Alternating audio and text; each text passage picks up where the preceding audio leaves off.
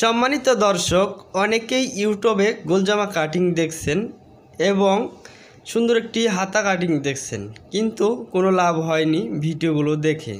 তো আজকের ভিডিওটি দিব খুব সহজভাবেই, যে মাপটি আপনারা স্ক্রিনে দেখতে পারলেন। এই মাপের জন্য 4 গজ কাপড় নিতে হবে। তো 4 গজ কাপড় নেওয়ার পরে আমরা এক পানা থেকে এইভাবে একটা ভাঁজ করে নিব। আসলে এই ভাঁজটা দিতে হবে যার যার বডি অনুযায়ী। তো আমরা বডি অনুযায়ী একটা এ পাশে এইভাবে ভাঁজ করে নিলাম। তো 40 ইঞ্চি বডিকে 4 ভাগ করছি। 4 ভাগ করার পরে 4 ভাগের 1 ভাগ হচ্ছে 10 ইঞ্চি। তো 10 ইঞ্চি নেওয়ার পরে আমরা 1.5 ইঞ্চি কাপড় বাড়তি নিব সেলাইয়ের জন্য। যার যতটুক বডি হবে সেই বডিকে 4 ভাগ করবেন। 4 ভাগ করে 4 ভাগের 1 অংশ নেওয়ার পরে আপনারা 1.5 ইঞ্চি কাপড় বাড়তি নেবেন সেলাইয়ের জন্য। এরপর অবশ্যই আমরা হাফ বডি কাটিং করে নিব। যদি 120 ইঞ্চি ঘের দিতে চাই তাহলে অবশ্যই আমরা হাফ বডি কাটিং করব। বড়দের ক্ষেত্রে 15 ইঞ্চি বা 16 ইঞ্চি হাফ বডির লম্বা কাটিং করে নিতে হবে। তো আমরা যে গোলজামাটি কাটিং করতেছি 48 ইঞ্চি লম্বা বড়দের জন্য। এজন্য আমরা হাফ বডি কাটিং করব 15 ইঞ্চি হাফ বডি কাটিং করব। হাফ বডির লম্বা হবে 15 ইঞ্চি। এজন্য নিচে কাপড় সেলাইয়ের জন্য রেখে আমরা দাগ টেনে নিচ্ছি। তো আমি যে পাশে দাঁড়িয়ে আছি এ পাশে আমরা নিব 15 ইঞ্চি লম্বা হলে আমরা হাফ ইঞ্চি কাপড় বাড়তি নিব, 15.5 ইঞ্চি নিয়েছি। এবং এই পাশে যে খোলা পাটটা আছে এ পাশে নিব আমরা ঠিক 15 ইঞ্চি। তার মানে আমরা এখান থেকে ধরে এখানে হাফ ইঞ্চি ডাউন আছে। তো এখানে আমি মার্জিন টেনে নিচ্ছি। তো দেখিয়ে দিব আমরা দু সাইডে কেন ডাউন দিলাম। এরকম কিন্তু থাকে মানসিক ঘাটটা, এজন্য আমরা এখান থেকে ধরে এখানে ঠিক রাখছি। এখানে হাফ ইঞ্চি পরিমাণে আমি ডাউন দিয়ে দিলাম। তো এখানে ডাউন দিলে জিনিসটা ভালোভাবে ফিটিং হয়ে থাকে। এরপর আমরা পুট দিব 7.5 ইঞ্চি, যেহেতু 40 ইঞ্চি বডি এর জন্য দিব 7.5 ইঞ্চি। আরেকটি কথা, আমরা ব্যান্ড কলার দিব। তো ব্যান্ড কলার দিলে এমনি পুটের চাইতে সবসময় হাফ ইঞ্চি বাড়তি নিয়ে কাটিং করব। আর যদি গোল গলা দেই সেক্ষেত্রে আমরা 40 ইঞ্চি বডির জন্য 7 ইঞ্চি পুট দিব। তো আমি একই মাপ দুই জায়গায় ধরছি, কারণ দাগটা সোজা করার জন্য। এবার আসেন গলা। যেহেতু ব্যান্ড কলার দিব এজন্য আমরা গলাটা দিব 3 ইঞ্চি। যদি এমনি গোল গলা দেই সেক্ষেত্রে দিব 2.5 ইঞ্চি। মনে রাখতে হবে ব্যান্ড কলার দিলে পুটের এখানেও হাফ ইঞ্চি বেশি, গলার এখানেও হাফ ইঞ্চি বেশি দিতে হবে। যেহেতু আমরা হাফ ব্যান্ড দিব তো অবশ্যই আমরা সামনে যে কোনো একটা গলা দিয়ে দিব। পান গলা দিলাম, তো গলার লম্বাটা দিলাম 6 ইঞ্চি। তো মনে রাখতে হবে 6 ইঞ্চি গলা লম্বা দিছি এবং হাতার মুহুরি দিব 6.5 ইঞ্চি। যেহেতু 40 ইঞ্চি বডি এজন্য হাতার মুহুরিটা দিলাম 6.5 ইঞ্চি। এরপর দিব আমরা বডির মাপ। তো মনে রাখতে হবে যতটুক বডি হবে সে বডিকে 4 ভাগের 1 অংশ দেওয়ার পরে 1.5 ইঞ্চি কাপড় বাড়তি দিব।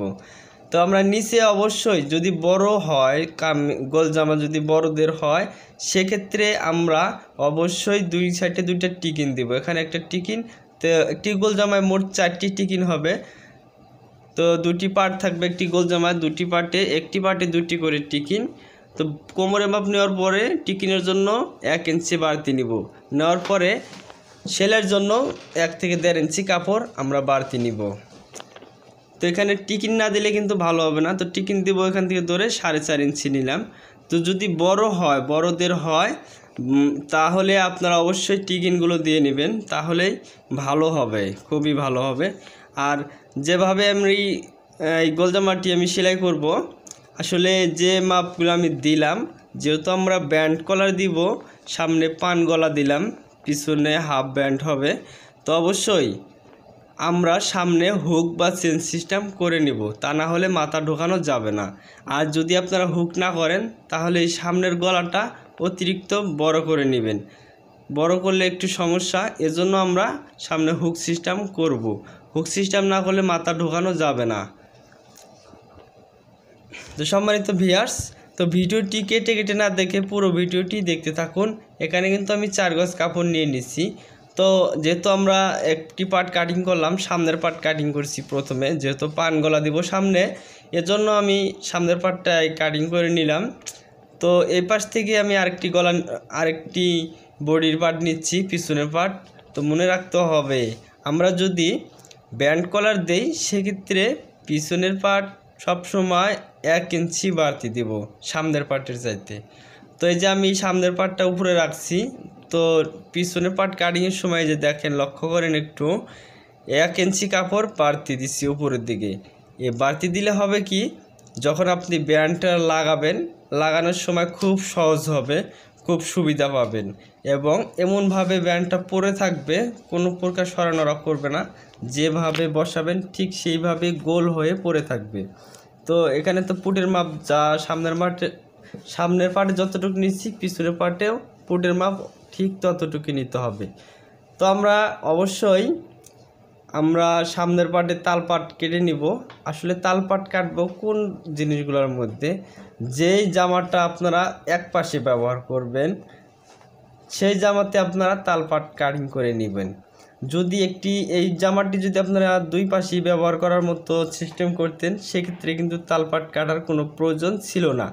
যেহেতু আমরা ব্যান্ড কলার দিছি, এজন্য অবশ্যই সামনে এরকম করে শেপ কেটে নিব।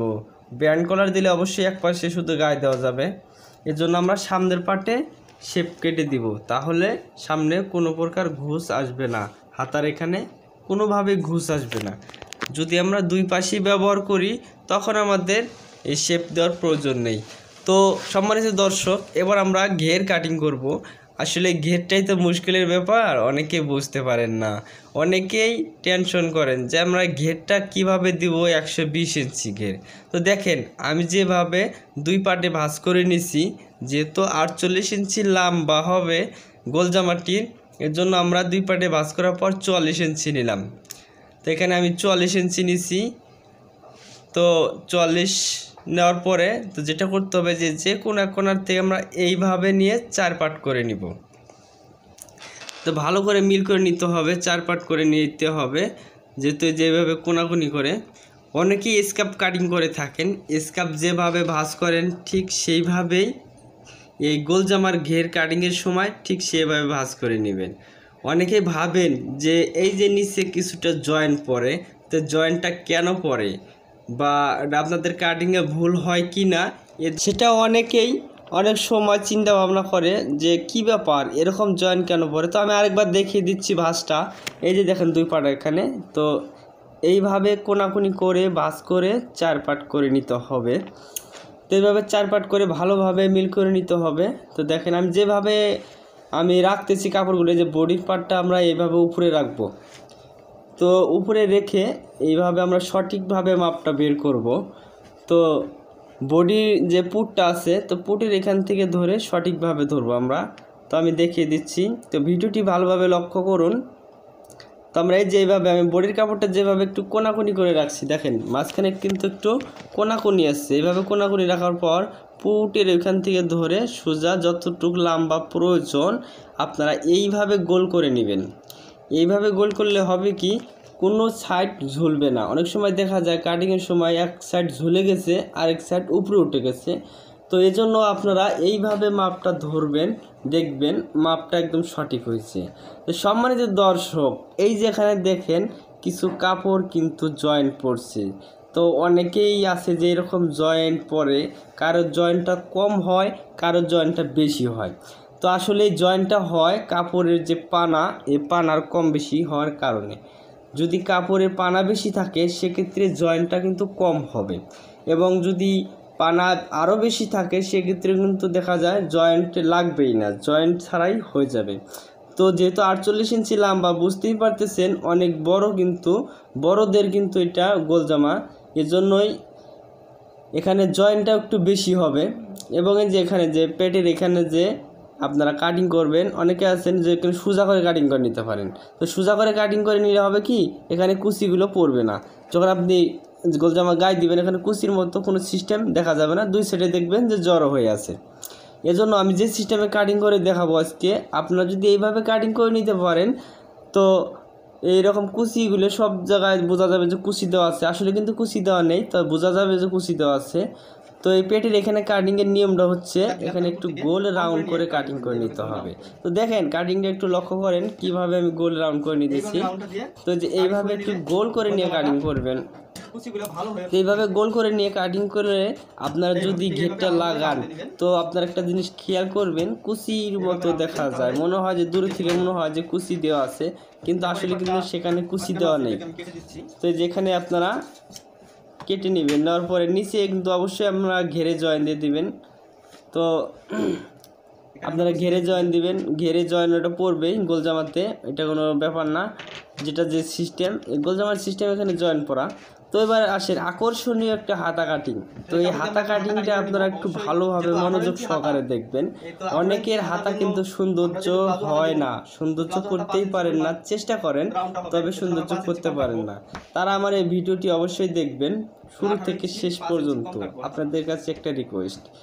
তো আমি যেভাবে মাপগুলো ধরতেছি, আপনারা যার যতটুক হাতার লম্বা আপনারা লম্বা অনুযায়ী নেবেন। তো মনে রাখতে হবে হাতার মুখে যে ফুলটা আপনারা দিবেন সেই ফুলের জন্য আপনারা লম্বা যতটুকু পরিমাণ ফুল দিবেন অতটুকু পরিমাণে লম্বা শর্ট করে নেবেন। তো 40 ইঞ্চি বডির জন্য হাতার মুহুরি কত নেবেন? 40কে 4 ভাগ করবেন, 4 ভাগের 1 অংশ নেওয়ার পরে তো আপনারা 2 ইঞ্চি বাদ দিয়ে দিবেন। 2 ইঞ্চি বাদ দিয়ে যতটুকু আছে অতটুকুই আপনারা হাতার মুহুরি দিবেন। ধরেন আমার এখানে 40 ইঞ্চি বডি, 40-এর 4 ভাগের 1 ভাগ হচ্ছে 10 ইঞ্চি। 10 থেকে যদি আমি 2 ইঞ্চি বাদ দিই তাহলে হচ্ছে 8 ইঞ্চি। তো এই গোল জামার হাতাটি আমি নিছি 8 ইঞ্চি, হাতার মুহুরিটা নিব। হাতার মুখ হচ্ছে 5 ইঞ্চি। আর হাতার মুখ কি বলবো, হাতার মুখ যার যতটুকু প্রয়োজন নেওয়ার পরে 1 ইঞ্চি করে বাড়তি নেবেন। এই যে দেখেন 8 ইঞ্চি নেওয়ার পরে 1 ইঞ্চি কাপড় বাড়তি নিলাম, নেওয়ার পরে স্কেল দিয়ে আমরা এইভাবে দাগ টেনে নেব। আমরা সব সময় চেষ্টা করব ঠিকঠাক মতো দাগগুলো দিয়ে কাটিং করা। এই দাগগুলো দিয়ে কাটিং করলে হবেটা কি, আপনার কাটিং এর ফিনিশিংটা ভালো আসবে। দেখেন আমি কিন্তু প্রত্যেকটা জায়গায় দাগগুলো দিয়ে দিয়েছি। তো আমি এই যে এখানে যে কাটিং করব, এখানে আমি দাগটা না দিলেও পারতাম, দাগটা দিলাম। দাগটা দেওয়ার ফলে আমার ব্রেনটে খুব ভালোভাবে ক্যাচ করবে যে জিনিসটা কিভাবে হবে। যখন আমি দাগ দিব না তখন কিন্তু এই রাউন্ডটাও কিন্তু ভালো করতে পারবো না। তো আমরা সবসময় দাগগুলো দিয়ে কাটিং করার চেষ্টা করবো। অনেকে আছে যে চকই নাই, চক ছাড়াই আপনারা কাটিং করেন। তো আপনারা যে জিনিসের যেটা প্রয়োজন সেটা দিয়ে আপনারা কাটিং করবেন, তাহলে ভালোভাবে ফিনিশিং হবে। অর্থপাতি ছাড়া তো আর কোনো কাজ হয় না। অনেকে আছেন যে চক ছাড়াই আপনারা আইডিয়া করেই দাগ দিয়ে দেন, কলম দিয়ে। কলম কেন ব্যবহার করবেন আপনারা? এরপরে যে এখানে 4 পার্ট করে নিচ্ছি। তো 4 পার্ট করার পরে এই পাশে আছে 10 ইঞ্চি, দেখেন 4 পার্ট করার পরে আছে 10 ইঞ্চি, এ পাশে 10 ইঞ্চি, তার মানে স্কোয়ার আছে। তো এখানে অবশ্যই 4 পার্ট আছে, যেহেতু হাতার এখানেও কিন্তু যেখানে ডাবল পার্ট আছে। তো আমরা এইভাবে কোণার মধ্যে এইভাবে রাখবো।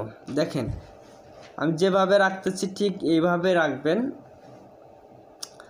তো এইভাবে রেখে দেখেন সামনে কিন্তু একটা অলরেডি ফুলের মতো আকার একটা দেখা দিচ্ছি। এরপরে যেখানে এইভাবে যেভাবে আমি গোল জামার ঘের কাটিং করছি ঠিক সেইভাবে যে মাঝখানে একটু কাপড় বাড়তি নিতে হবে 1/2 ইঞ্চি। তো আস্তে আস্তে মাঝখানটা 1/2 ইঞ্চি বাড়তি নেবেন, এই যে পাশে আপনারা 1/2 ইঞ্চি কম নেবেন।